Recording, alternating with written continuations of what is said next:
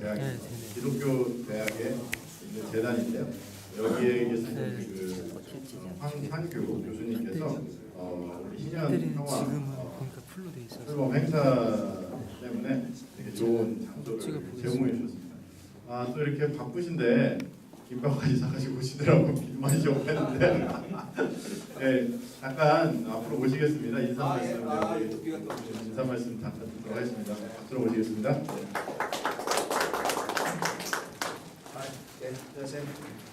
네, 오늘 또 이렇게 귀한 종교교육의 희년평화 출범 토론회를 저희 학교에서 이렇게 개최하게 돼서 영광으로 생각하고요. 네, 와주셔서 감사하고, 저희 학교는 저기 지난 한 달 전에 소천하신 104세 되셨던 설립자가 하나님한테 바친 학교라서 저희 이렇게 특별히 이제 오늘 이런 귀한 모임에 귀한 주의종들이 오셔서 이런 토론회를 하게 돼서 영광으로 생각하고, 하늘에 계신 우리 설립자께서 기쁘게 생각하시기 바랍니다. 그래서 아무쪼록 오늘 좋은 토론이 이루어져서 정말 우리나라의 오늘 신년을 올해 신년을 맞이해서 하나님의 놀라운 역사들이 일어나기를 바라겠습니다. 네, 감사합니다.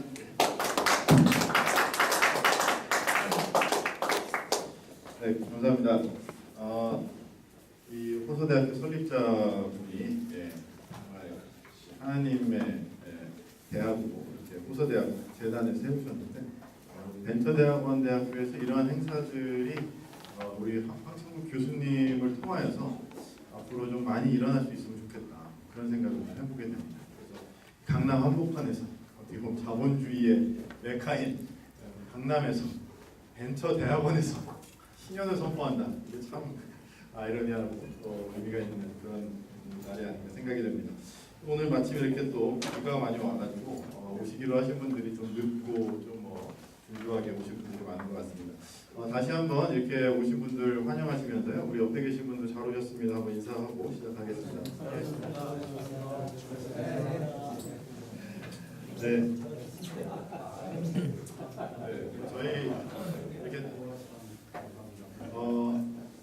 드넓은 강의실에 엄청나게 많은 분들이 오셨죠. 네. 네, 앞에 이렇게 넓은 강의실에 많은 분들이 오셨습니다. 네, 일단 백을 하시는 분들이기 때문에 거의 한 1000명 이상 모이신 걸로 저희가 생각이 됩니다. 네, 오늘 발제 순서는요, 우리 발제문 처음에 나와 있는 대로 해서 김유준 목사님, 신동식 목사님, 장승희 목사님 이렇게 순서대로 진행을 할 거고요. 앞으로 나오셔서 이렇게 한 분씩 이렇게 한 15분 정도 이렇게 말씀을 해주시는 걸로, 강연 형태도 좋고요, 연설 형태도 좋고요, 이렇게 해서 여기에 있는 걸 굳이 안 읽으셔도 자연스럽게 여기 계신 분들, 또 유튜브로 저희들이 이제 동영상으로 촬영을 하고 있으니까 전 세계에 있는 성도들에게 선포한다, 그런 생각으로 여기 오신 분들 너무 인식하지 마시고 자유롭게 말씀해 주시면 감사하겠습니다. 첫 번째 토론자는요, 김유준 목사님이신데요. 은진교회 담임 목사시고요. 지금 연세 차세대 연구소 소장으로 재직하시고 계십니다. 우리 김유준 목사님께서 종교개혁과 희년 관련된 사상에 대해서 말씀해 주실 때 큰 박수로 맞이해 주시기 바랍니다. 감사합니다.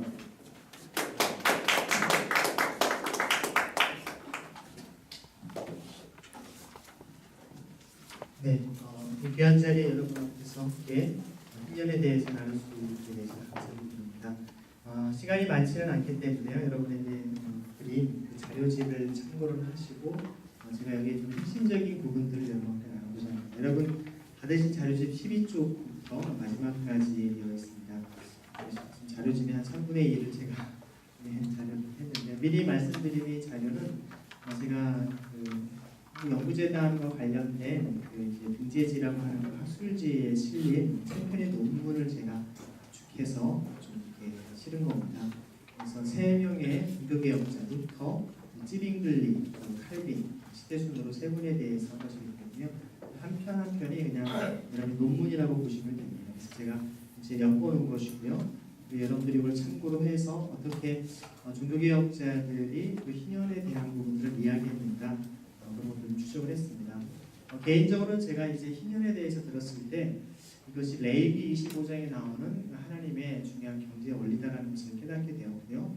그것에 대한 이야기들을 쭉 들었을 때 현대적으로 그것을 재해석하고 적용한 인물이 미국의 헨리 조시라고 하는 인물을 통해서 아주 구체적인 지대, 조세제, 다닐세에 대한 것을 들었습니다. 근데 저에게 있어서는 이런 성경에 좋은 원리가 있었다면 교회 역사 속에서도 이런 것들의 가르침이 있지 않았을까라는 그런 의문을 좀 갖게 되고요. 무엇보다도 저도 이제 원래 장로교 목회자이기 때문에 장로교의 뿌리가 되는 칼빈은 도대체 뭐라고 했습니까? 우리 한국교회 대부분 많은 교회가 한 70% 이상이 장로교단에 속해 있기 때문에 장로교의 뿌리인 칼빈의 사상 속에 희년적인 요소가 있다면 이것은 굉장히 중요한 기반이 되겠다라는 그런 생각에 착안을 해서 개인적으로 제가 석사 논문을 칼빈의 경제사상으로 제가 쓰게 되었습니다. 저기 나오는 뒤에 칼빈의 지공주의적 경제사상도 사실 그 석사 논문을 다시 제가 조금 더 이렇게 심화시켜서 이제 쓴 글이라고 볼 수가 있는데요. 제가 그 동안에는 막스 베버의 그런 이론에 의해서 칼빈은 혹은 칼빈주의는 이 자본주의의 토대를 아주 근간을 이루어졌다라고 하는 이야기를 많이 들었습니다. 그래서 한국 개신교의 많은 크리스찬들의 생각 속에는 기독교, 특별히 여기서 말하는 개신교는 곧 자본주의를 지지한다라고 우리는 보통 생각을 하게 됩니다. 이것이 우리 한국전쟁이라고 하는 것 때문에 공산주의에 대한 굉장히 트라우마 혹은 반감이 더 강하다 보니까 그냥 자본주의 이외에 다른 특별히 토지에 대한 것을 공유한다 이런 얘기는 굉장히 무조건 그냥 공산주의자로 종북 좌파로 매도할 수밖에 없는 그런 분위기라는 것을 보게 됩니다. 하지만 그 내용들을 제가 하나하나 추적을 해보았을 때 엄밀히 말씀드린다면 칼빈 시대에는 자본주의도 아니었죠. 물론 사회주의도 아니었습니다. 그렇다면 칼빈의 사상 속에 나타나는 자본주의적 혹은 사회주의적인 요소가 있는 것을 발견하게 되고요. 근데 자본주의나 사회주의로도 설명할 수 없는 그런 이론들이 있습니다. 이것은 학자들은 보통 공통적으로 뭐라고 하냐면 제3의 경제체제라고 이렇게 좀 모호하게 표현합니다. 어떤 분은 뭐 기독교 사회주의라고도 표현하고요. 학자들마다 다양한 표현을 하는데 이것을 우리가 희년에 대한 사상으로 지대를 공유한다라고 하는 지공주의로 봤을 때는 훨씬 더 그 사상과 밀접하다는 사실을 발견하게 됐습니다. 그래서 저는 칼빈뿐만 아니라 그 전인 루터나 쯔빙글리와 같은 종교개혁자는 어땠을까? 그리고 더 거슬러 올라가서 초대 교부들인 어거스틴이라든지 또 암브로시우스, 크리스토스톰 이런 어떤 초대 교부들의 사상까지도 파헤쳐 보니까 다 같은 맥락으로 이야기하고 있음을 발견하게 된 것입니다. 근데 왜 교회 역사에서 이런 부분들이 제대로 우리에게 가르쳐지지 않았을까? 다시 말하면 한국교회의 장로님께서 대통령을 하셨지만 오히려 이 희년 사상과는 정반대되는 사상을 아주 신앙의 확신처럼 진행을 하시고 또 거기에 많은 장로님들이나 많은 위정자들이 그것을 지지하는 것을 봤을 때 너무나 우리가 마음이 안타깝고 아픈 것들을 많이 보게 되는데 그 뿌리가 뭔가 가만히 생각해 보니까 목회자분들이 이러한 희년에 입각한 신학 사상을 배워본 적이 별로 없다라는 것입니다. 성도님들을 탓할 필요가 없다라는 것이죠. 조금 더 다시 거슬러 올라가면 목회자들도 사실 신학교에서 이런 희년에 대해서 배운 적이 거의 없다는 것이죠. 저도 사실 학부, 석사, 박사를 다 신학을 했지만 이런 제가 연구해서 했었던 것이었고요. 석사 논문 때도 그런 논문 주제를 이렇게 냈을 때 희년이 뭐야? 굉장히 지도 교수님들로부터 많은 구박을 받으면서 해야 했던 그런 기억들이 납니다. 그러니까 신학자들은 그럼 왜 이것을 가르치지 않았을까? 그동안 중세 천년이라고 하는 오랜 세월 동안 중세 교회 자체가 로마 카톨릭 자체가 대토지를 사유하고 있었던 그런 시대였기 때문에 오히려 교회가 이런 것을 이야기하는 순간 교회의 수많은 기득권을 스스로 포기하고 내려놓아야 되는 것이었기 때문에 그것을 말하기란 굉장히 불편한 그래서 불편한 진실이라고 할 수 있는 것이 되었겠죠. 그러다 보니까 그런 부분들을 강조하지 않았고 실제로 제가 작년에 몇 년 전 연구하면서 올 초에 제가 이제 아우구스티누스의 경제사상 연구라는 책을 하나 이제 냈는데요. 정부 연구재단에 이제 제가 신청을 해서 이제 한 책입니다. 근데 그 내용을 봤을 때 제가 처음에 그 어거스틴의 경제사상 논문을 썼을 때 학자들의 평가는 뭐였냐면 좀 재미있게도 아주 독창적인 연구라는 것입니다. 실제로 국내외로 국내나 국외를 막론하고 어거스틴의 경제사상에 대해서 연구한 학자가 거의 없다라는 사실입니다. 그렇게 어거스틴과 같은 위대한 학자의 수많은 사상, 철학, 수많은 것들이 다 연구가 되어 있지만 경제 사상에만큼은 거의 언급되지 않아요. 그것은 다시 말하면 연구하지 않았다라는 겁니다. 그래서 저는 그런 부분에서 제가 교회사를 전공한 학자로서 이제 초대교구나 종교개혁자들 그리고 그 중세에도 많은 그런 요소들을 볼 수가 있는데요. 수도운동을 통한 것이 많이 나타나는데요. 이런 것들을 좀 개인적으로 계속 연구하고 있고 단순히 희년 사상이 매일교회만 나오는 사상으로 끝난 것이 아니고 구약과 신약 그리고 초대교회와 교회 역사에 면면이 흐르고 있는 사상이라고 하는 것 그리고 우리 오늘 한국 역사에도 그런 요소들이 굉장히 많이 들어있는 것을 발견하게 됩니다. 아무튼 그런 맥락에서 여러분과 함께 그렇다면 종교개혁자들의 희년 사상이 어떤 것이 있는가 몇 가지만 좀 핵심적으로 살펴보도록 하겠습니다. 나머지 부분은 여러분들이 좀 참고하시면 되겠고요. 바로 좀 페이지를 여러분들이 좀 넘기셔서 17쪽으로 한번 가보시겠습니다. 17쪽에 보시면 여기 인용한 그런 글을 하루 옆에 첫 번째 문단에 그런 표현을 합니다. 루터가 이야기하기를 자신과 그 가족들의 생명을 보존하는데 그런 사용되고 남는 모든 것들은 내 것이 아니라 다른 사람들의 것이다. 우리가 보통 의식주 문제를 해결하고 남는 부분들을 내가 독차지하고 있는 것은 불이한 재물이다. 여기 루터가 표현한 것을 보면 재물이라는 단어를 만몬이라는 단어를 씁니다. 물신 숭배라는 것이죠. 우상 숭배하고 있다는 것입니다. 우리가 그리스도인의 자신의 가족의 기본적인 의식주 문제를 해결하고 남는 것에 대해서 적극적으로 다른 사람들을 섬겨야 될 것을 분명하게 이야기하고 있는 것을 보게 됩니다.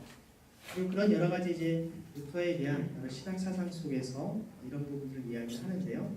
좀 정리해서 루터에 대한 부분을 좀 마지막에 좀 제가 얘기를 좀 해놨습니다. 마지막 부분을 조금 더 넘겨보시면요. 그 24쪽에 있습니다. 24쪽의 요약에 대한 문장을 통해서 앞의 내용을 간단하게 제가 설명을 드리도록 하겠습니다. 루터의 경제 사상을 보면 이런 희년의 사상이 많이 나타납니다. 그가 사유재산도 분명히 인정합니다. 여러분 희년 사상이라고 해서 우리가 잘 아시는 것처럼 사유재산을 부정하는 것이 결판이죠. 제가 땀 흘려 수고한 것은 자기가 다 거둬들이고 땀 흘려 벌어들이지 않은 불로소득을 사회 공동체가 함께 자신을 포함해서 함께 누리는 것이 성경의 희년 사상이 아니겠습니까? 그런 부분들을 얘기했는데 그래서 루터는 그 당시에 급진주의자들이 주장했던 모든 것을 다 공유하는 것에 대해서 비판을 했습니다. 그리고 이 사유재산을 인정하면서도 하지만 이런 가난한 이웃에 대한 그리스도인의 자발적인 사랑과 봉사를 해야 됨을 강조를 했습니다. 그리고 정부가 이런 가난한 자들을 보살펴주고 가난한 아동들을 교육시켜야 한다라고 주장을 했던 것입니다. 그리고 그 당시에 수도원주의의 금욕적인 이상을 반대하면서 사유재산의 합법성과 가치를 기독교적 자선을 수행하는 수단으로 이제 그가 주장을 하게 됩니다.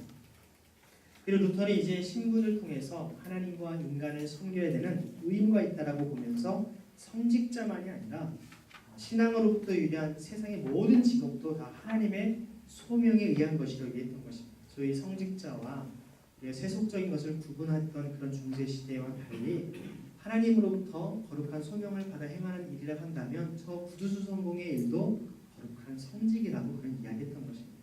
그래서 사실 모든 일들에 대해서 하나님께서 역사하실 때 그것이 굉장히 중요한 것임을 깨닫게 하는 즉 하나님의 삶의 모든 영역에 통치하신 것들을 확장시킨 역할이라고 볼 수 있죠. 그리고 그 당시 상업에 대해서 공정한 가격과 거래를 주장했던 것을 봅니다. 그리고 많은 이자를 받는 것에 대해서 굉장히 비판적이었던 것이었고요. 최대 이자를 받아도 5%를 넘기지 않도록 그런 예들을 구체적으로 볼 수가 있습니다. 특별히 제가 사실 연구하면서 특이하게 보았던 것은 독일어로 찐스라고 하는 단어가 있는데요. 보통 우리가 오늘날 독일에 계신 분들도 그것을 그냥 이자로 생각을 합니다. 제가 루터 전집을 이렇게 보면서 영어로 된 것을 보니까 다 그냥 인터레스트라고 하는 이자로 번역이 되어 있어요. 그래서 아무리 내용을 봐도 토지에 대한 것을 똑같이 이자로 보았을까? 제가 루터가 이 상업과 관련된 논문을 쓴 것을 제가 원문을 찾아보니까 독일어로 되어 있습니다. 16세기 독일어다 보면 굉장히 좀 어렵지 않게 읽어야 했었는데요. 그러니까 찐스라고 하는 단어를 구분합니다. 인터레스트라고 하는 단어와 찐스를 구분해서 분명히 우리가 요즘으로 말하면 어떤 근로소득에 해당되는 개념을 찐스로 사용하고 있고 일반적인 우리가 근로소득에 해당할 수 있는 이자에 대한 개념을 분명히 구분해서 쓰고 있는데 영어권에서의 모든 번역이 한 세 가지 정도의 번역판인데 세 가지 전부 다 똑같이 인터레스트로 번역을 해버린 것입니다. 그래서 그 부분을 제가 좀 이렇게 면밀하게 분석하면서 했는데 결국 루터가 나중에 1525년에 이런 어떤 상업에 대해서 특별히 고리대금에 대해서 설교를 다시금 확장해서 그 글을 쓰면서 결론 부분에 이런 지대 차익을 통해서 누리는 불로소득을 세금을 통해 적극적으로 환수할 것을 강조를 합니다. 그래서 그러한 것들이 결국 위정자들이 희년 사상을 지키도록 열심히 해야 될 것을 의회의 최우선 과제로 삼아야 된다는 것을 결론 부분에 강조하는 내용이 담겨 있습니다. 이런 면에서 볼 때 루터의 사상이 우리는 보통 교회의 신학개혁으로만 우리가 많이 한정을 하다 보니까 이런 경제적인, 사회적인 개혁에는 별로 관심이 없는 것으로 우리는 보통 생각을 하지만 그 당시 이런 부분들을 적극적으로 같이 고려했던 것을 봅니다. 물론 농민들의 반란과 이런 것에 대해서 많은 제압을 했었던 좀 안타까운 부분들이 있습니다. 근데 그때 당시에 루터의 입장에서 우리가 생각을 해본다면 너무나 그것이 과격하고 불을 방화를 하고 그것이 폭력적으로 되는 것에 대해서 그는 굉장히 경계를 했었던 것이고 그런 측면에서는 나름 그가 정말 다른 하나님의 어떤 말씀 앞에서의 개혁을 강조했다라고 우리는 한번 생각해 볼 필요가 있습니다.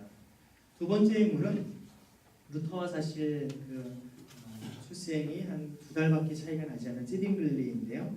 찌빙글리의 경우는 오늘날의 스위스 지역이죠. 네, 스위스지만 그 당시에는 독일어를 사용했던 지금도 마찬가지입니다. 쥐리히에서 그런 종교 개혁을 합니다. 그도 원래 이제 사제였었지만 나중에 쥐리히에서 새로 어떤 신교라고 하는 프로테스탄트 신앙을 이제 받아들이면서 개혁을 이끌어갑니다. 다른 종교개혁자들과 달리 찌빙글리의 경우에는 그 쥐리히 시의회 의원으로서 요즘으로는 국회의원으로서 실제 그 개혁에 적극적인 참여를 했었던 것을 봅니다. 여러분 가지고 계신 27쪽에 보면요, 그가 이제 복지 정책이라든가 제도 개혁에 대해서 굉장히 적극적으로 하는 내용들이 거기에 담겨 있습니다. 단순히 신학적인 개혁, 교회적인 개혁 차원만이 아니라 사회 개혁까지 이루어진다라고 적극적으로 얘기를 했었고요. 그래서 그런 맥락에서 27쪽 마지막 문단에 보시면 가난을 구제하기 위해서 1520년에 쥐리히의 구제법을 그가 만듭니다. 1525년에는 빈자법을 시행하게 되죠. 그래서 결국에는 이러한 가난한 자들을 위해서 구체적으로 돌봐야 되는 법안들을 그는 구체적으로 했고요. 결국에는 이런 과정들을 통하여서 실제로 교회가 가난한 사람들과 함께 그 당시에 어려운 사람과 함께 할 것들을 분명히 이야기를 하고 있습니다. 그리고 이제 제가 찌빙글리의 책 가운데 제가 좋아하는 책 중에 하나는 하나님의 의와 인간의 의라는 책이 있는데요. 하나님의 정의 혹은 인간의 정의로도 번역을 하기도 합니다. 근데 이것은 간단히 말한다면 그렇습니다. 우리 인간의 의는 끊임없이 사실 자신들의 어떤 그 이권과 기득권층을 보호하기 위해서 법들이 거기에 치우친 면들이 많이 있죠. 오늘날에도 우리가 법과 혹은 헌법도 가만히 판단하는 것들 가만히 보면 실제로 기존의 기득권층들을 옹호하는데 많이 거기에 쏠리는 부분들을 많이 보게 됩니다. 2008년 12월에 있었던 종부세 부부를 합산 위헌 판결만 보더라도 실제 종부세 부부 합산이 위헌이라고 했었던 그 판결하는 헌법재판관 9분 전원이 종부세를 내고 계셨던 분이라는 사실, 이런 사실만 보더라도 자신들이 세금을 더 내야 되는 그런 헌법을 재판하는 과정에 결국 그런 부분들이 결정적으로 영향에 전혀 미치지 않았다고 누가 말을 하겠습니까? 결국은 기득권층을 위한 모든 헌법과 모든 법안, 제도들이 이루어지겠다고 하는 사실.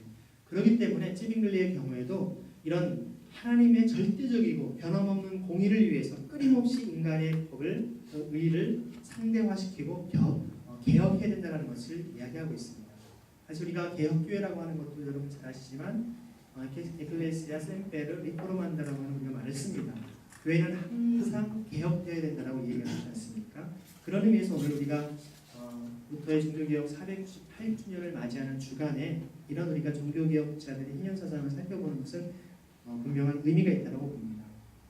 그 외에도 찌빙글리의 여러 가지 많은 의미들이 있는데 제가 30쪽에 나오는 현대적 평가로 좀 한번 그것의 내용을 좀 설명을 드리도록 하겠습니다.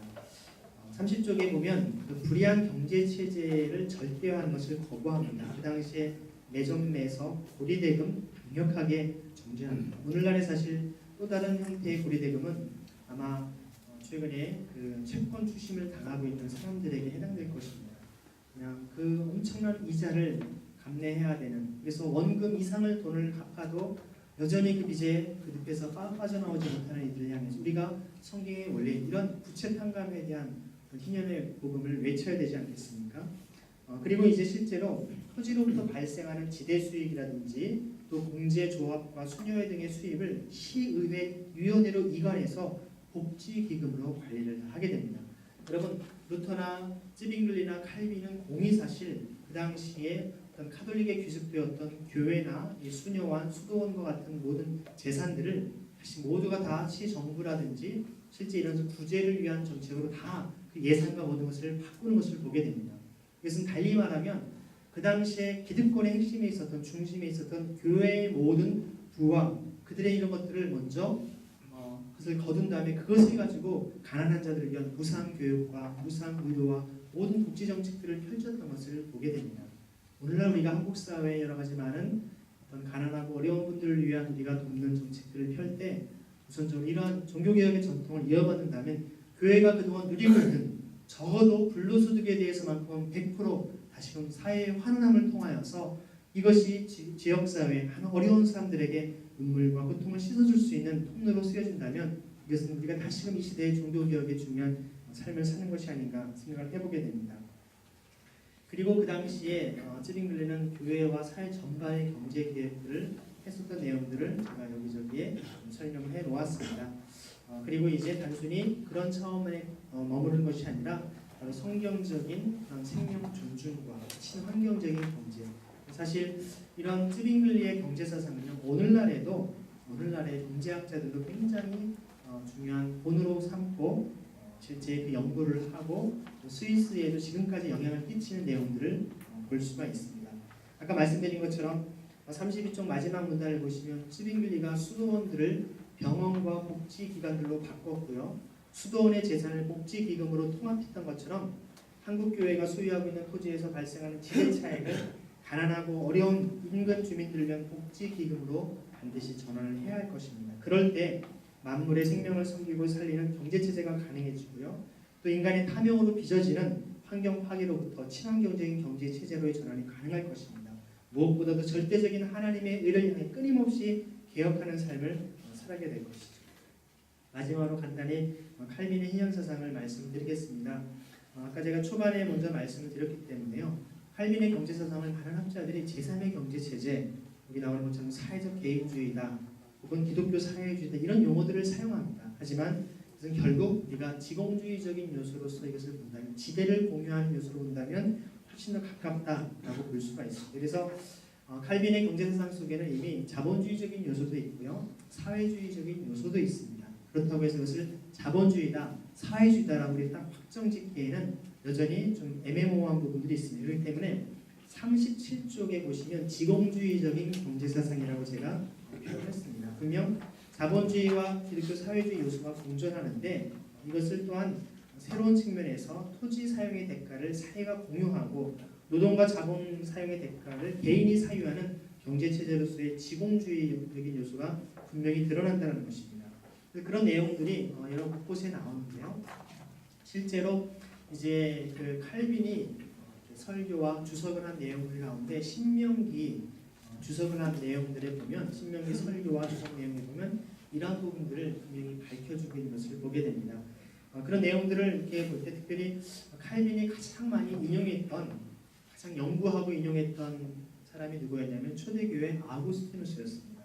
아까 제가 초반에 말씀드린 대로 제가 아구스티누스의 경제사상을 연구해 보니까 사실 어거스틴이나 이런 초대 교부들 같이 그냥 기독교가 공인되고 국교화된 다음에 그 당시 어떤 정권에 같이 야합한 것처럼 오해하거나 착각하시는 경우도 있는데 절대 그렇지 않습니다. 오히려 교회가 성경의 원리와 달리 이렇게 세속화되는 것을 강력하게 비판하고 그것들을 개혁하는 인물들로서 했다라는 사실을 알 수가 있고요. 특별히 경제사상인 만큼은 굉장히 오늘날 우리가 보면 굉장히 급진적인 레디컬한 이야기를 했던 것을 많이 보게 됩니다. 그런 내용들의 몇 가지를 제가 좀 정리해놨고요. 특별히 칼빈의 경우에는 교회 재정의 50%를 선교와 구제로 사용되어야 할 것을 기독교 강요에서 분명히 밝혀주고 있습니다. 교회 재정의 4분의 1씩 나눠서 이렇게 4분의 1은 교회 목회자들의 어떤 생활비로 사용하고 4분의 1은 교회 관리를 위해서 사용하고요. 그리고 4분의 1은 교회 내에 어려운 사람들을 위한 구제를 위해서, 그리고 마지막 4분의 1은 교회 밖에 어려운 사람들을 위한 구제로. 그렇다면 교회 안팎에 어려운 분들을 위한 선교와 구제라고 하는 측면으로 본다면 교회 재정의 50%를 선교와 구제로 사용할 것을 말씀하고 있습니다. 여러분, 한국 교회에 지금 교회 재정의 50%를 선교와 구제로 사용하는 교회들이 얼마나 될까? 우리가 이건 먼저 어떤 장로교회의 신앙적 기반이 되었던 칼빈이 얘기했던, 사실 이 칼빈이 얘기한 것은 칼빈이 혼자 얘기한 것이 아니라 이미 그런 사상은 초대교회 암브로시우스가 똑같은 이야기를 했던 것입니다. 칼빈이 독창적인 것이 아니고 초대 교구였던 어거스틴의 스승이 되었던 그 암브로시우스, 그 밀라노의 감독이었던 그분도 동일하게 교회 재정의 50%를 사회의 어떤 선교와 구제를 위해 사용할 것을 말씀했다는 것입니다. 암브로시우스 역시도 그 당시에 암브로스의 시장이었습니다. 법률가였습니다. 자신의 모든 기득권과 모든 부를 다 가난한 사람에 나눠주고, 그리고 그는 그런 수도사로서의 삶을 살아갔던 것이죠. 그 이후에 사람들이 그를 감독으로 억지로 세운, 어쩔 수 없이 그 일을 감당하면서 굉장히 교회 개혁, 그 사회 개혁에 놀라운 변화를 일으켰던 것입니다. 그런 한 사람의 귀한 삶의 본을 통해 역사상 가장 위대한 신학자로 불리는 어거스틴과 같은 사람이 그를 통해 나오지 않습니까? 어거스틴도 동일하게 그러한 기득권을 누릴 수 있는 사람이었지만 자기 재산들을 다 가난한 사람에 나눠주고, 그리고 자신도 그러한 수도사로서 삶을 살아가다가 이러한 히프의 감독으로서 놀라운 개혁들을 한 것을 봅니다. 최근에 어거스틴에 대한 연구들을 살펴보면요, 개인적인 차원만이 아니라 그 당시에 어떤 채권 추심에 시달린, 오늘날로 표현되면 빚을 갚지 못해서 이 사람들을 그 당시에 감옥에만 가둡니다. 감옥에 갇힌 사람들을 석방하라고 이 어거스틴을 비롯한 그 당시 많은 교회 지도자들이 그 이태리까지, 정말 로마 교황청까지, 실제로 로마의 수도까지 그들이 함께 가두행진을 하면서 강력하게 그들을 석방하라고 하는 어떤 피켓팅, 그런 하는 것 내용으로 나오게 되고요. 구체적으로 그곳에서 많은 가는 사람들을 위한 구제를 위한 적극적인 정책들을 펼쳤던 내용들을 볼 수가 있습니다. 그러한 것처럼 오늘날에 우리가 살펴보는 이런 종교개혁자들의 사상 속에서도 분명히 이러한 부분들이 같이 종교개혁자들을 통해서 이루어질 것을 이야기를 하고 있습니다. 결국 여러분 몇 가지를 보면요, 40쪽에 있는 내용들을 보면서 좀 마무리를 좀 하도록 하겠습니다. 단순히 법률적인 혹은 접근으로서 소유에 대해서 얘기하지 않았고요, 우리 신앙적인, 또 다른 말로는 도덕과 철학적인 접근을 통해서 초대교회나 또 종교개혁자들이 이런 많은 불을 추구하고 있는 것에 대해서 오히려 강력히 항의를 하면서 정말 하나님의 공평과 정의에 입각해서 아무리 내가 땀 흘려 벌어들인 것이라 할지라도 때로는 옆에 사람이 굶주리고 고통받고 있다면 마땅히 그들을 위해서 돕고 섬겨야 할 것을 강력히 외쳤던 것이 교부들이나 종교개혁자들의 사상인 것을 보게 됩니다. 결국 초대 교부들의 이런 사상들이 나중에 수백 년이 지난, 천여 년이 지난 후에 종교개혁자들이 영향을 끼쳤던 것처럼 이제 오늘날 우리가 다시금 이 한국의 종교개혁 500주년을 즈음하는 이 시점에 500년 전의 종교개혁자들의 가르침, 그리고 그 전에 1000년 전에 초대교회들의 교부들의 가르침, 결국 성경에 나오는 이런 희년 사상을 다시금 우리가 회복하고 그 뜻대로 살아갈 때 오늘날에 우리가 이 종교개혁의 의미를 분명하게 지킬 수 있지 않나 생각을 해보게 됩니다. 한국 사회, 우리가 종교개혁을 이 시대에 다시 한다면 무엇을 할 수 있을까? 제2의 종교개혁, 그것은 바로 희년이 선포되어지고 희년의 참된 복음이 온전히 회복될 때 한국교회를 통해서 다시 이 시대에 새로운 소망이 나올 줄 믿습니다. 감사합니다.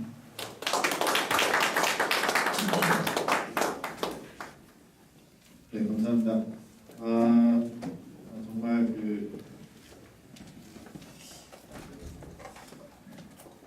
오늘 종교개혁과 신년 토론회인데요.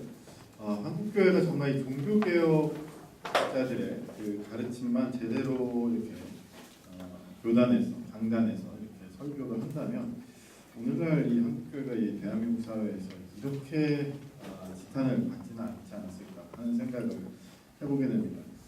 특별히 기득권, 당시 중세에는 교회가 기득권이지 않았습니다. 근데 오늘날 한국 사회에서도 개신교는 기득권으로 분류되고 있습니다. 사실 가난한 개척교회 목사님들, 또 농촌교회에서 심호하시는 열악한 목사님들이 참 일부 초대형 교회 목회자들의 어떤 그러한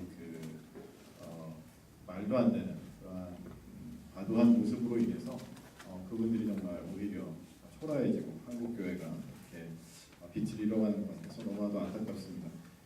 그런 측면에서 우리 오늘의 이런 토론 내용들이 널리 좀 알려지고 같이 공감대를 형성해 나가면 좋겠다 그런 생각을 해보게 됩니다. 네, 그 두 번째 우리 빛과소극교회를 담임 목사님으로 심호하시고 기윤실에서 정직 윤리운동 본부장으로 이렇게 섬기고 계신 신종식 목사님께서 발표해 주시겠습니다. 박수로 모시겠습니다.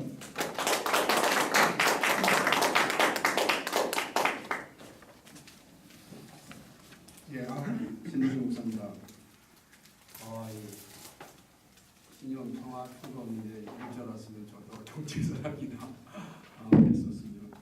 사실은 제가 예전에 쓴 책 가운데 하나가 그리스도인의 정치 색깔이라고 하는 책이 있는데 그 책에서 저는 격파 이제 그 입상이기 때문에 종교개혁자들과 그리고 그들의 사상을 가장 정직하게 이어갔다고 생각했던 스코틀랜드 장로교회 그리고 영국의 청교도들은 과연 어떤 생각을 가지고 있었을까라고 하는 것이 이제 저의 이제 오랜 생각이었고 대학원 다닐 때에서 프란스 셰퍼를 연구했을 때 그의 사회개혁 사상을 이제 공부하는데 사회개혁 사상을 공부하면서 찾아가는 원줄기가 결국은 원래는 칼빈이었지만 가장 중요한 건 스코틀랜드 장로교회 존 낙스라든지 그 제자였던 갑자기 까먹었는데 그들의 이제 사상에 가게 되면서 정말 격파들은 이 문제에 대해서 어떤 생각을 가지고 있었을까요? 고민을 많이 했거든요. 결국 이제 찾아본 결과 우리가 아까 우리 김의준 교수님이 이야기한 것처럼 참 잘못 알고 있구나.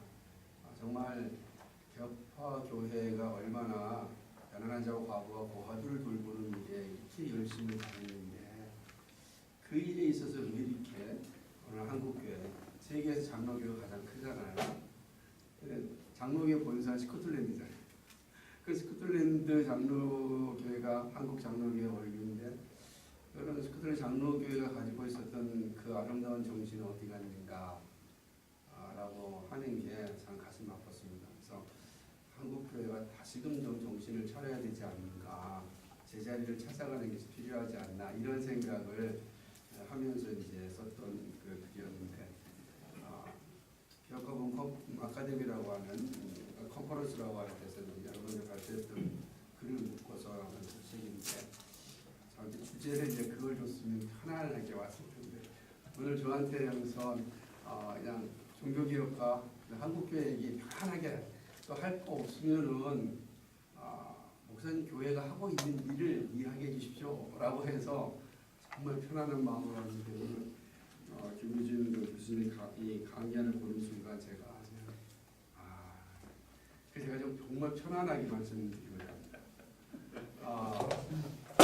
498주년 종교개혁이 됐죠. 한국교회가 또 공식적으로는 130년 해입니다. 498주년 종교개혁이라고 하는 이 역사적인 사건 가운데 사실은 개교회에서 이 종교개혁을 그렇게 기념하는 교회가 하나도 없어요. 오늘 여기서 종교개혁과 신년이라는 건 엄청난 사건이거든요. 왜냐하면 우리의 뿌리가 종교개혁이라고 하는 큰 뿌리가 하나 있는데 어느 교회도 종교개혁 행사를 하지 않고요. 12월 달과 10월 달에 가장 중요한 행사가 뭐냐면 성경에도 없는 종교개혁자들이 가장 싫어했던 절기인 추수감사절을 섬기는데 온 목숨을 바치고 있거든요. 추수감사 종교개혁자는 절기를 다 철폐했거든요. 부활절도 없고 성탄절도 없습니다. 매주일이 성탄절이고 매주일이 부활절인데 절기가 무슨 필요가 있겠는가. 스코틀랜드 장로교회는 성탄절 자체가 없습니다. 근데도 불구하고 한국교회는 그런 절기는 뭐 그렇다 치더라도 추수감사절에 목숨 걸다가 종교개혁죄를 거의 생각지 않고 그러니 한국교회가 어디로 가고 있는지는 그런 현상만 보아도 알 수가 있지 않는가 생각을 해봅니다. 왜 추수감사절을 할까? 정말 감사하고 싶어서 그러는 걸까? 여러분에게 지금 뭐 질문을 맡기겠습니다. 기호실에서 발표한 자료를 보게 되면은 우리 교회 그 기독교의 그 신뢰 지수가 19%지 않습니까? 제가 어저께인가 그저께가 그 불교 단체에서 조사한 그 신뢰 지수를 보니까 그거는 10%대로 10% 기독교가 10%대로 이제 떨어졌습니다. 신뢰 지수가. 그러지 않은 참 가슴 아프게도 그저께 또 그냥 제가 속해 있는 교단의 한 목사님들이 열심히 또 칼부림 사건이 있어서 참 너무 씁쓸하고 가슴 아픈 일들이 일어나죠. 그러니 뭐 10%를 받았던 것도 감사할 정도가 되는 그런 상황이 아닌가 생각을 해봅니다. 조창국교회가 왜 이렇게 되었을까? 저는 종교개혁 정신이 분명히 상실됐기 때문에 나타난 현상이라고 생각을 합니다.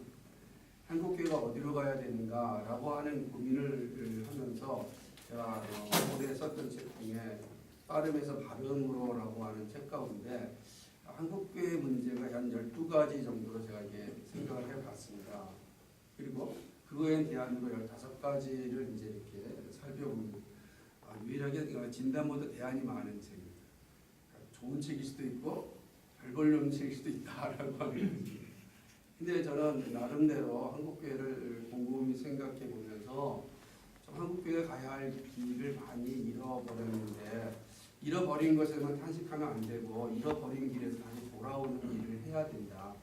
근데 그동안 우리는 잃어버린 길에 대해서 너무 이렇게 비판을 하고 칼을 대는 일을 열심히 했는데 어디로 돌아가야 되는가? 이 대안에 대해서는 상대적으로 적게 이야기하는 것이 많았습니다. 그리고 모든 언론들도 비판에 대해서는 적극적으로 쓰면서 대안에 대해서는 매우 소극적으로 쓰는 것이 오늘의 한국교회가 처해 있는 상황입니다. 그래서 오늘 신년 포럼 같은 경우는 대안을 만들고자 하는 거 아니겠어요? 우리가 지금 신년을 선포하자라고 하는 것은 대안이 한국교회가 살아날 대안뿐만 아니라 하나님 나라가 이 땅에 완성되어져 가는데 가장 중요한 역할을 해야 되는 것 중 하나가 바로 희년이 회복되는 것 아니냐라고 대안을 이야기하듯이 좀 대안을 많이 이야기하는 것이 필요하지 않는가 생각합니다. 제 책은 그 강의하는 여러분 쭉 보시면 될 것 같고요. 저는 그래서 제가 썼던 글은 그냥 읽으시고 저희 교회에서 하고 있는 일들을 조금 좀 생각해 보면서 얘기해 보고자 합니다.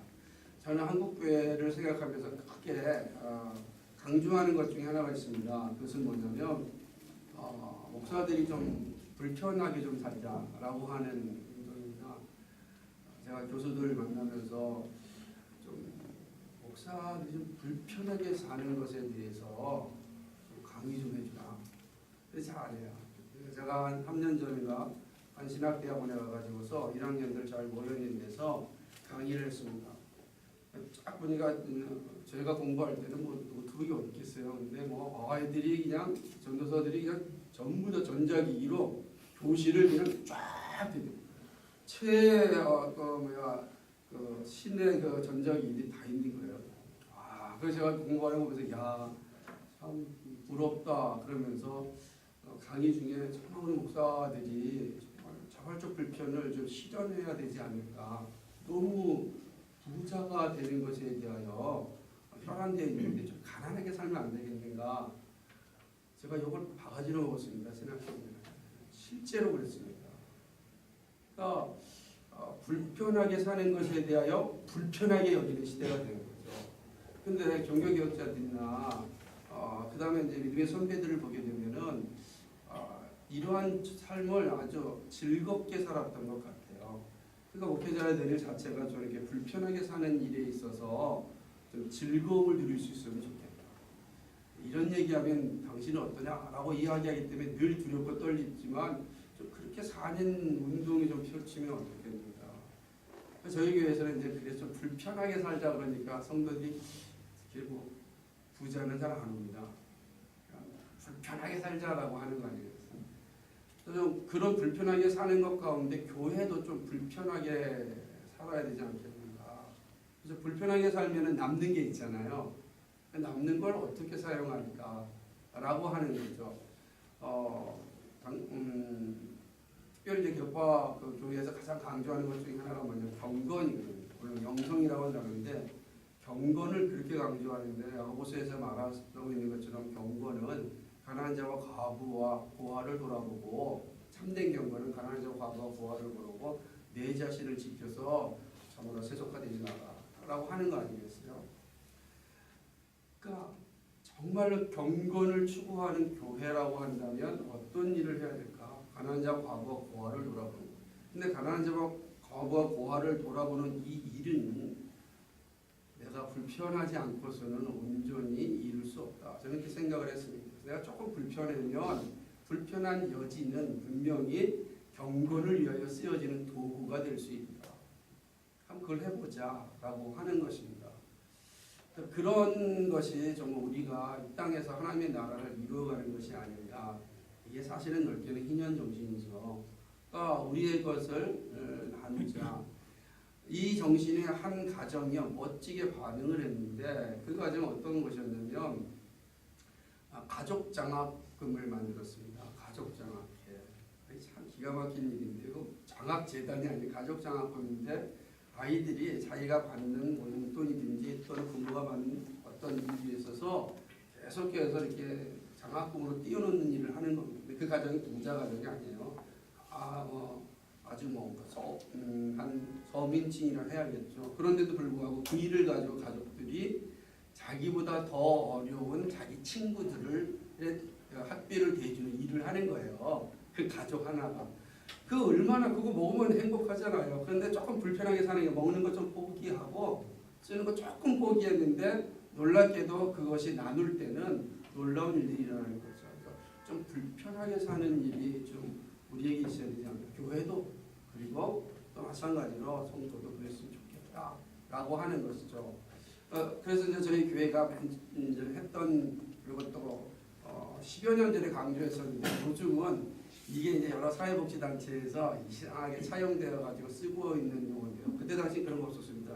요새는 뭐 징검다리 뭐 이런 복지 이런 거 많이 있는데 10년 전에 어떤 문명이 없었습니다. 근데 저희가 이렇게 했죠. 비빌언덕 프로젝트를 하자. 비빌언덕 프로젝트가 어떤 것이었냐면 집 없는 사람들이 참 많았습니다. 저희 주변에 이 공원이 있는데요. 공원에 보면 애들이 학교를 안 가고 항상 있는 애들이 있는 거예요. 그래서 이제 어느 날 가서 물어보니까 애들이 중고등학생 학교를 안 가는 거예요. 어떤 일을 하고 있냐면 엄마는 지금 가서 일용직 일하고 들어오는 거예요. 애들은 그냥 놀고 있는 거예요. 그날 일용직 벌고 오면 어디를 가냐면 모텔을 가든지 찜질방을 가는 거예요. 그렇게 사는 거예요. 그래서 물어봤습니다. 집이 없으니까 이렇게 됐죠. 집이 자연스럽게 없어졌는데 가장 필요한 게 뭐냐 그러니까 따뜻하게 그냥 편안하게 잠잘 수 있는 것이 필요하다는 거예요. 그것도 그러니까 불안하지 않게끔. 그래서 이제 생각한 거는 제 생각에 비빌 언덕만 있으면 그래 살아날 텐데 해서 시작했다는 겁니다. 그래서 그럼 비빌 언덕을 할 수 있는 비빌 언덕을 어느 정도가 될까? 마침 저희 동네는 오래된 빌라들이 많이 좀 쌉니다. 보니까 300만 원이면은 들어갈 수가 있어요. 그리고 월세가 들어갈 수 있었고 두 번째는 또 나중에 발견됐는데 우리 국토부라든지 거기서 하고 있는 토지들 이렇게 집을 사가지고 나눠주는 건데 그것도 300만 원입니다. 그때 지금은 이제 왜냐하면 이게 차등이 있어요. 지하는 좀 싸고요. 1층, 2층은 좀 비싸요. 이렇게 들어가는 돈이. 그래서 이제 시작하는 것이죠. 비빌언덕만 좀 만들어주자. 그래서 이제 모금하고 후원을 해서 두세 가정을 이제 만들어줬습니다. 그런데 정말 감사한 것은 그리고 이제 저희 교회를 다 떠나게 했죠. 왜냐하면은 같이 교회 생활하면은 그 막 자존심도 있잖아요. 그래서 인근의 다른 지역의 교회를 소개시키고 그 교회를 다니게 했습니다. 지금 잘 살고 있습니다. 제가 생각하는 게 우리가 비빌언덕만 만들어줘도 사람들이 행복해할 수 있고 살아갈 수 있는 힘이 있지 않느냐. 한국교회를 향해서 비빌언덕 프로젝트를 만들고 그때 복지단체에 가서 비빌언덕 운동 좀 해라. 그랬더니 그 말은 이제 특허니까 못 쓴 거지. 다른 뭐 징검다리 서울시에서도 그런 비슷한 게 나왔더라고요. 저는 그걸 교회가 이건 그냥 단순하게 성경이 가르치는 그 경건을 우리가 실행하자.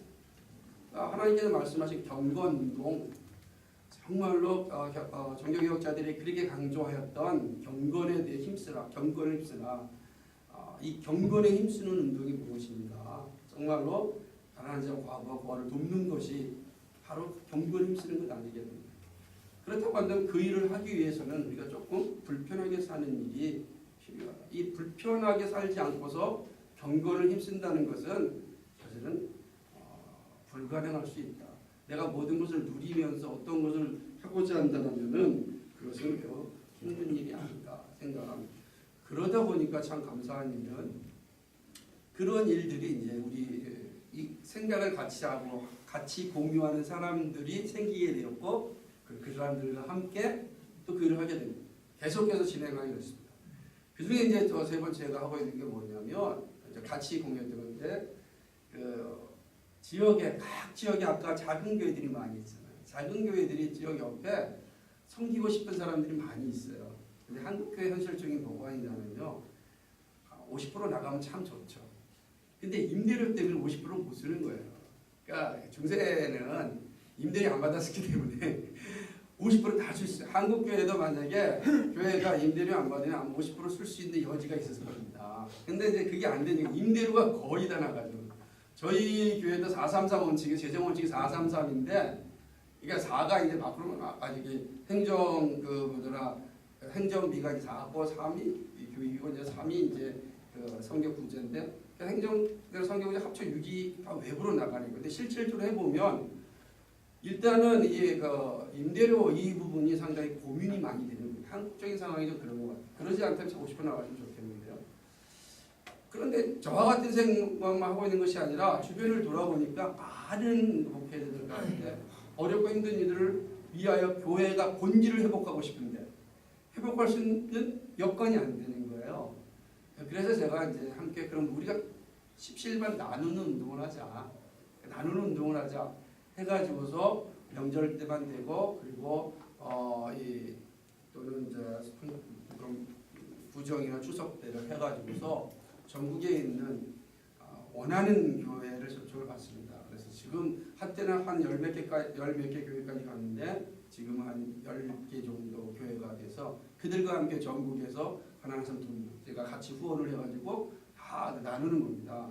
동시에 다 나눕니다. 그래서 추석 전날에 10개 교회가 전국에 동시적으로 다 나누는 겁니다. 그래서 나눠서 같이 지역에 있는 어려운 분들을 좀 섬기자.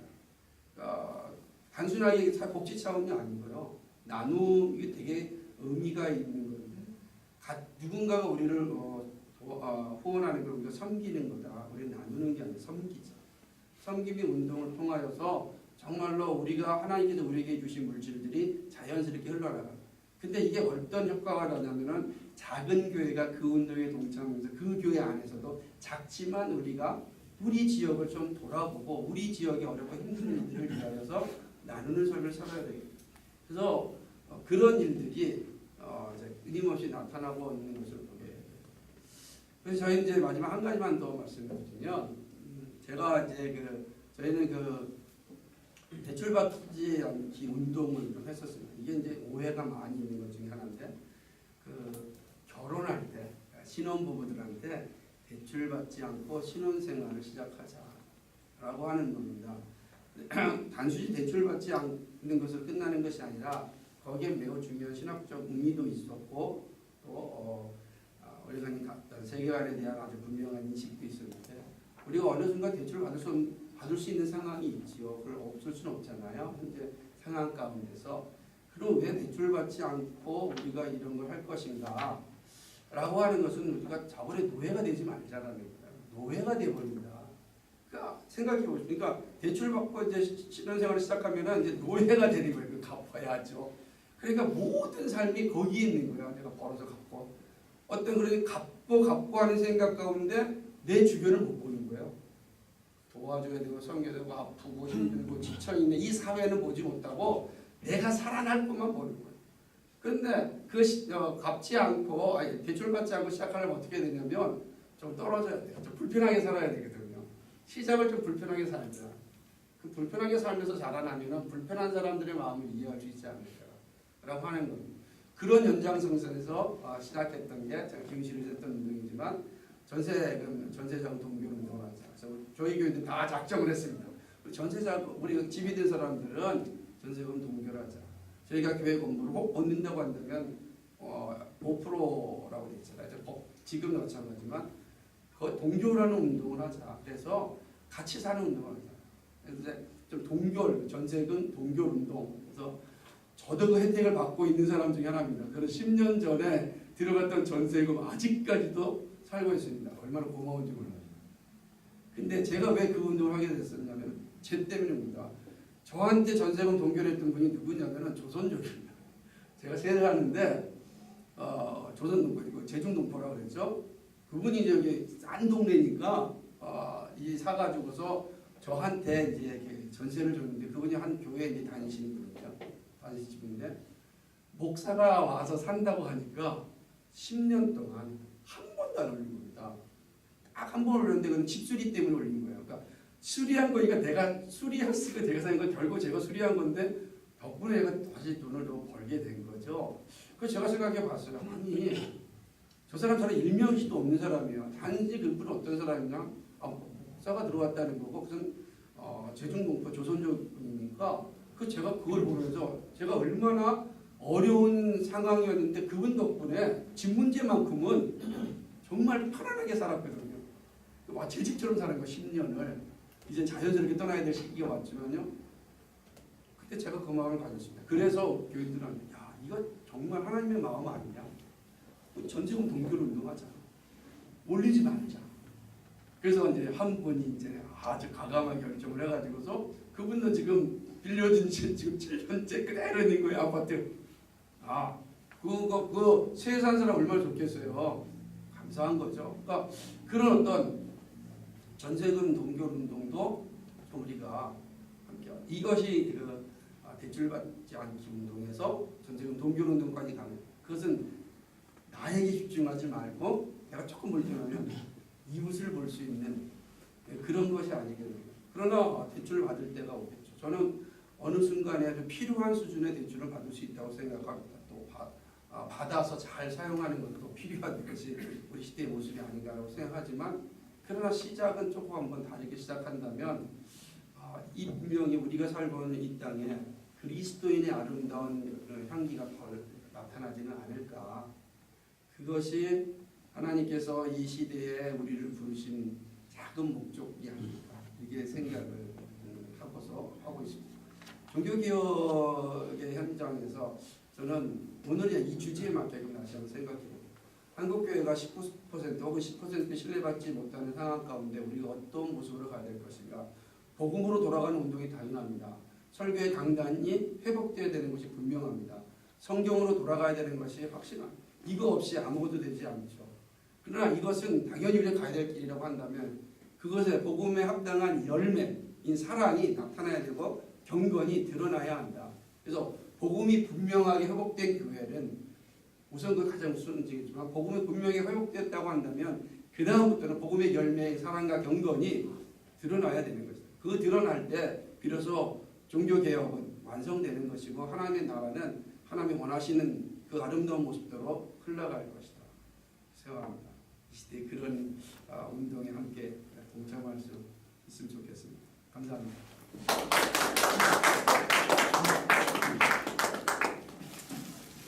네, 감사합니다. 한국교회 생각하면 저는 정말 가슴이 먹먹해집니다.